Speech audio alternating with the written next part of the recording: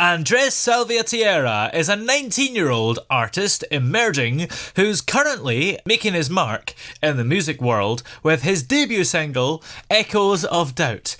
And he's with us on the line here. How are you today? Hi, Tommy. How are you? I'm all good. Thank I'm you for great, having thanks. So, Echoes of Doubt is, of course, your debut single, and it's currently making a big storm. So, what can you tell us about the inspiration behind the song and what it actually means to you personally? Yeah, so yes, Echoes of Doubt is my first single, is my debut single, and it actually means a lot to me. When I get asked this question, I say Echoes of Doubt for me is more than just a song. It's more than just my first song. It's growth. It's a process. Echoes of Doubt is a place, a moment, a process where I got to know myself better. I grew as a singer. I grew as an artist. So it's like really, really important for me. It's not it's like a song about me. It's about a moment where I was struggling with like doubting, and so I came to LA. Currently, I'm living in LA. I'm from Bolivia. I'm in LA right now. So I came to LA and I said I want to have my own songs because I've been singing since I'm very young. But I said I want my music. I want to have my music out. So I was started to write. I like used to sit down in the piano or grab the guitar, and I had some ideas, or I was like thinking about some stuff, but nothing really like convinced me like to the level. Okay, I want this to be my first song. So it was always like, okay, this is good, but I didn't like felt like this is it. And I've been like, or there were even sometimes that I used to sit down at the piano or grab the guitar and like I couldn't come up with anything, like nothing. So I started to get frustrated, or I started to like, yeah, doubt. I started, and from through that, I like started to doubt about myself. I started to doubt about like what I was doing. I started to doubt if I made the right decision, like pursuing music, because I had some other options before, like college options and career options. And I was like, maybe I'm not like good enough for it. Maybe like I just can't write. It's not for everyone, and it's not meant for me, unfortunately. I've been like, I have like this ability to sing, but that came with like, okay, I can't write. Like got to that point. And then once I grabbed the guitar, I was in my room and I just started to play some chords. I grabbed the progression and then the melody, and then kind of like the lyrics and the idea and everything kind of started building. And that's, yeah, the Echoes of Doubt came up. And with that one, I felt something just felt or clicked, felt right. And I was like, okay, it's this one. I have it. Yeah. You've collaborated with Jorge Blanco on this track. So what was it like to work with him? Yes, his name is Jorge Blanco. He's my producer. He's from Chile, and it was amazing. It was amazing. So once I had the song. I wrote this on April. So everything like this happened in April. I wrote it, and I felt like, okay, I feel that I have it. I feel that it's this one. I like it, and I'm really happy. I want to release it. I felt that, yeah, I want this to be my first song, and I was like, how do I do it? How can I like record it? How can I make it happen? I knew I needed a producer. I arrived to LA in January, so I was very new, or fairly new at the time, so I didn't know much people. I met a few producers before, like some, but they weren't really in the level that I was looking for. They weren't like, I was looking for like a professional work, so they weren't like good enough to what I was looking.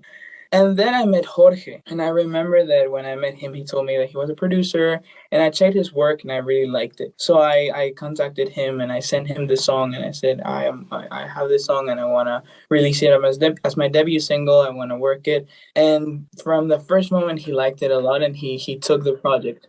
He said that he wanted to work it with me, and it's been great. It's been a great process. Like the idea I had on April when I wrote it's there in the final product. Like Jorge got me so well, and it was amazing working with him. Like he is incredibly talented, and he just made it easy. Your music itself is often described as a fusion of singer-songwriter authenticity and pop energy.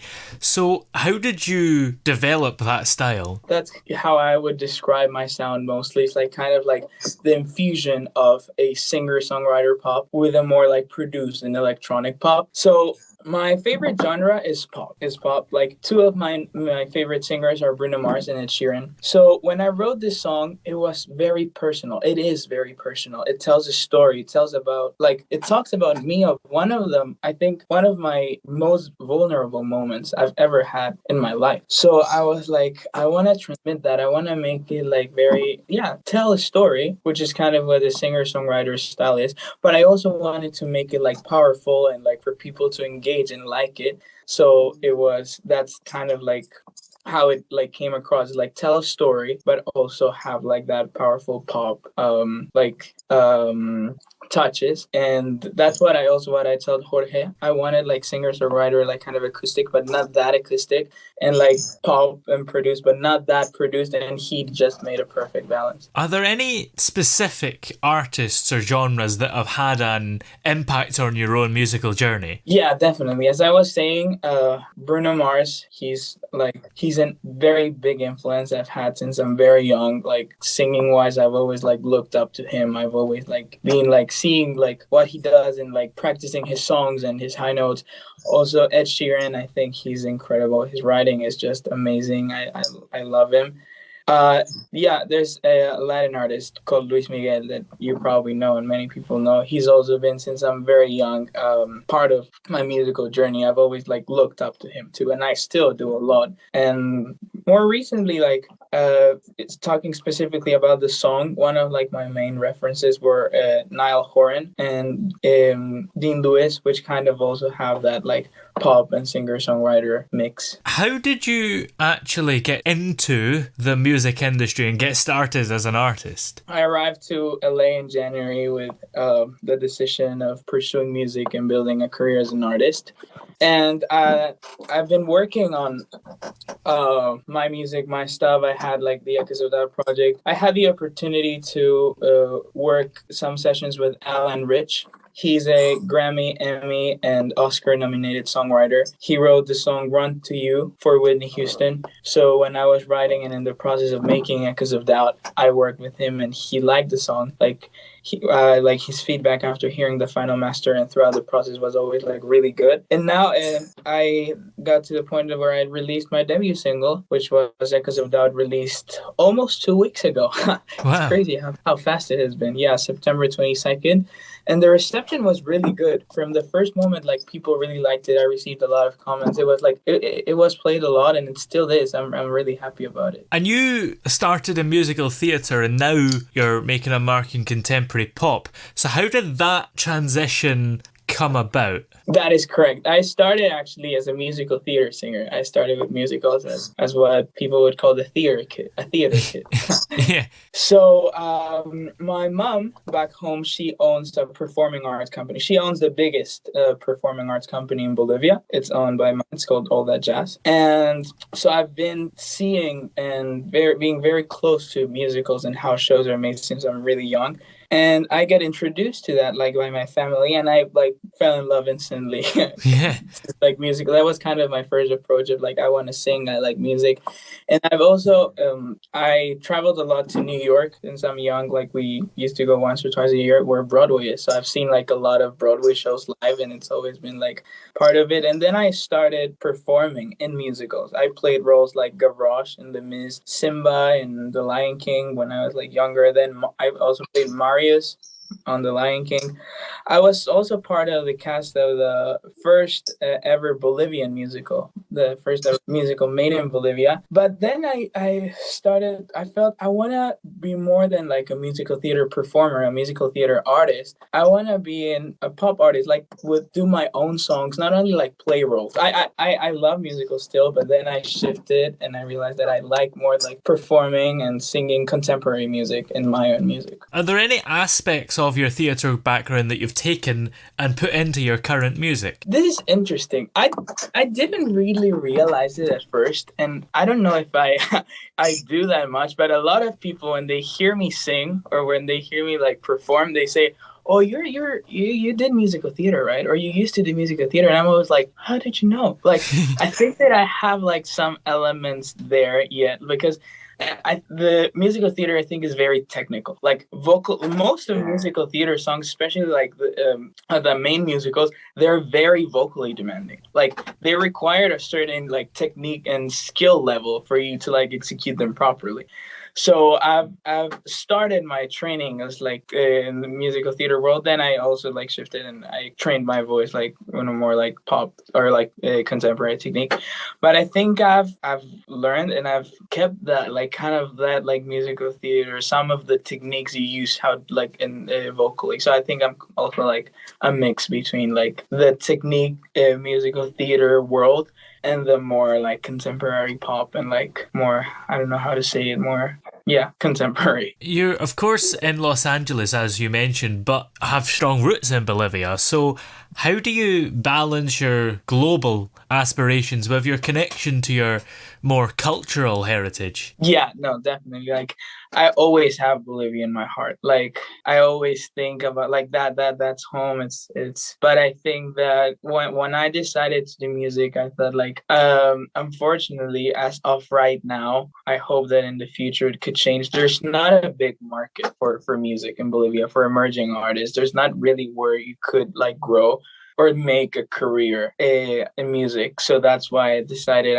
I need to move, but with always with the objective of like representing Bolivia. You know, like it's like I always have Bolivia in my heart. I always have my flag, my colors. But yeah, that's why like kind of why I decided to move, but in the end is to like represent Bolivia and like show the talent that there is in Bolivia, because in Bolivia there is a lot of talent. And are there elements of Bolivian culture that you incorporate into your music or artistic expression? I think how I am, like I'm usually pretty extroverted, and I like to like give interviews and share my stories and share the background of my career, share the background of my music. And I think that's how we are in Bolivia. Probably in Latin America, we're always like very open and we're always like very extroverted, and we like to share. What advice would you give to young artists who are just starting out in their careers in the music industry and maybe want to do what you do? Wow, that's an interesting question, because I am also a young artist that started in the music industry. So I'm like, but I think it takes work, it takes determination, it takes, if you wanna like do music, I would say my advice is be conscious and be ready, in the sense that it's a hard market, it's a hard business, and it takes a lot of stuff. There is a lot of stuff that goes on, like talent, there is like marketing, there is, you need to like know the right people and all that. So I would say be ready and know what you're getting like yourself into.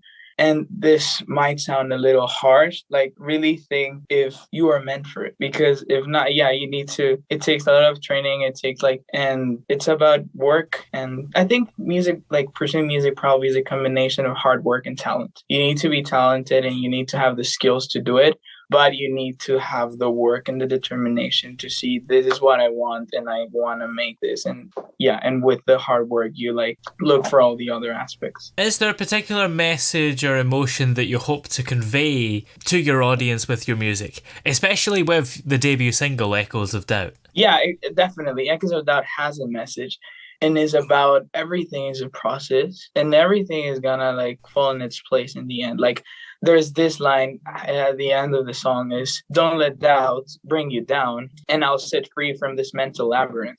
So when I was writing the song and when I had all these thoughts, I had like them like roaming around my head. And I also felt, and I forgot to mention this, it's like time ticking. I felt that time was like passing by and I was not finding the song, and I was like kind of, I wasn't like advancing how I wanted. And that's kind of what got me frustrated. But then I realized everything is a process, and like doubts are there, but don't let them bring you down. Like you're stronger than those thoughts. You need to like, and once you get past that, everything like turns out fine. And it's like it's a message, and it's a song for people that feel that time is ticking, that feel that they're in the same place, and they can't seem to find like to be where they can't seem to like find how to be where they want to be, or they're trying to be somewhere, but it's everything is a process, and it's gonna turn out like Yeah, fine. Are there any upcoming projects or collaborations that you're working on at the moment? Because of course you've got your debut single out, so hopefully